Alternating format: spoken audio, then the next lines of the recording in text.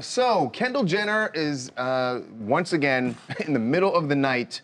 Her security team had to spring into action because an intruder showed up at her home in her gated community. I know this sounds like a broken record that we keep saying this, but keeps happening. It keeps happening. It really highlights what appears to be a serious security risk, not only for Kendall, but for everybody in this gated community. But obviously, for some reason, these guys, these intruders keep targeting her home. So this guy showed up just before midnight. This is in her home in the Hollywood Hills.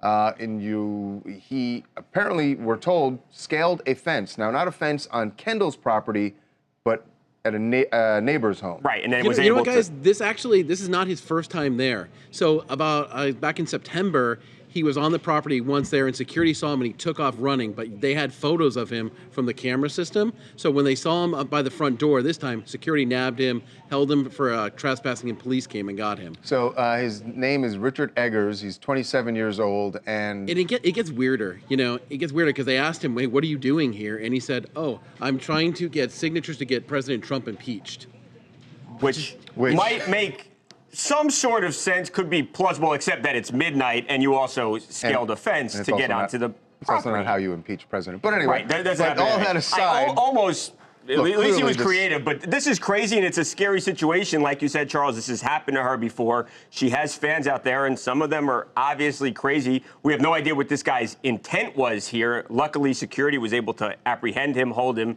until cops came, but that's got to be terrifying for her to know this guy was outside of her front door. That's scary. Right, now we don't know if I believe they actually apprehended him in the driveway, so he never in the driveway by the front. He never made it into the property. Yeah, but still, we don't know. Enough for too close for comfort. Certainly. We don't know if she was home. She didn't come out during any of this commotion, obviously.